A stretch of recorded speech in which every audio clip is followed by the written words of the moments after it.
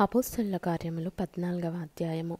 ఈకొనియలో జరిగినదేమనగా, వారు కూడి యూదుల సమాజ మందిరంలో ప్రవేశించి తేటగా బోధించినందున అనేకులు యూదులను గ్రీసు దేశస్థులను విశ్వసించిరి. అయితే అవిధేయులైన యూదులు అన్యజనులను పురికొలిపి వారి మనస్సులలో సహోదరుల మీద పగ పుట్టించిరి. కాబట్టి వారు ప్రభువును ఆనుకొని ధైర్యముగా మాటలాడుచు అక్కడ బహుకాలము గడిపిరి.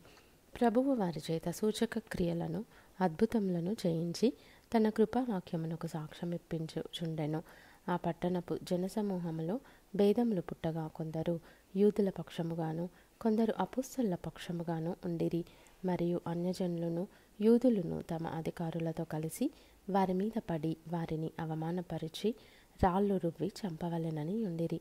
వారి సంగతి తెలుసుకొని లుకయోనియలోని పట్టణములకు లుస్త్రకును దెర్బేకును చుట్టుపట్లనున్న ప్రదేశమునకును పారిపోయి అక్కడ సువార్త ప్రకటించుచుండిరి.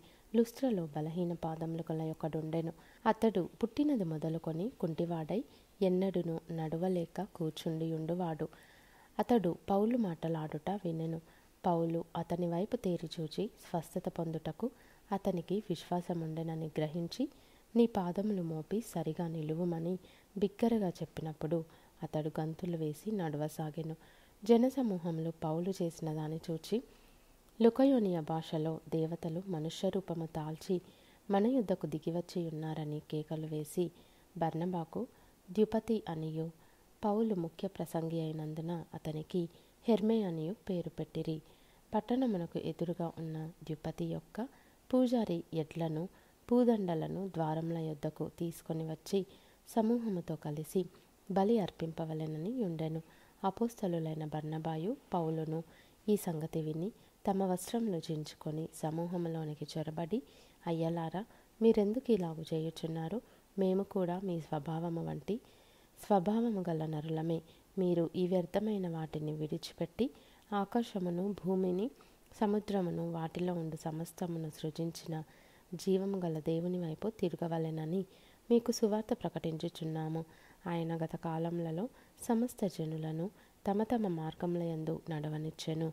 అయినను ఆయన ఆకాశము నుండి మీకు వర్షమును ఫలవంతములైన ఋతువులను దయచేయుచు ఆహారమును అనుగ్రహించుచు ఉల్లాసముతో మీ హృదయములను నింపుచు మేలు చేయుట చేత తన్ను గూర్చి సాక్ష్యము లేకుండా చేయలేదని బిగ్గరగా చెప్పిరి. వారిలాగు చెప్పి తమకు బలి అర్పింపకుండా సమూహములను ఆపుట బహు ప్రయాసమాయెను. అంతియొకయ నుండి ఈకొనియ నుండి యూదులు వచ్చి జనసమూహములను తమ పక్షముగా చేసుకొని పౌలు మీద రాళ్ళు రువ్వి అతడు చనిపోయినని అనుకొని పట్టణము వెలుపలికి అతనిని ఈడ్చిరి. అయితే శిష్యులు అతని చుట్టూ నిలిచి ఉండగా అతడు లేచి పట్టణంలో ప్రవేశించి మరునాడు బర్నబాతో కూడా దెర్బేకు బయలుదేరిపోయెను. వారు ఆ పట్టణంలో సువార్త ప్రకటించి అనేకులను శిష్యులనుగా చేసిన తర్వాత లుస్త్రకును ఈకొనియకును అంతియొకయకును తిరిగి వచ్చి శిష్యుల మనస్సులను దృఢపరచి విశ్వాసమందు నిలుకడగా ఉండవలెననియు అనేక శ్రమలను అనుభవించి మనము దేవుని రాజ్యంలో ప్రవేశింపవలెననియు వారిని హెచ్చరించిరి. మరియు ప్రతి సంఘములో వారికి పెద్దలను ఏర్పరచి ఉపవాసముండి ప్రార్థన చేసి వారు నమ్మిన ప్రభువునకు వారిని అప్పగించిరి.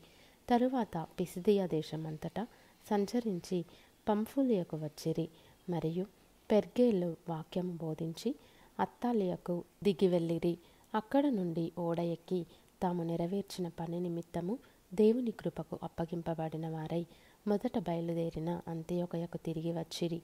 వారు వచ్చి సంఘమును సమకూర్చి దేవుడు తమకు తోడయుండి చేసిన కార్యములన్నీయు అన్యజనులు విశ్వసించుటకు ఆయన ద్వారము తెరిచిన సంగతియు వివరించిరి.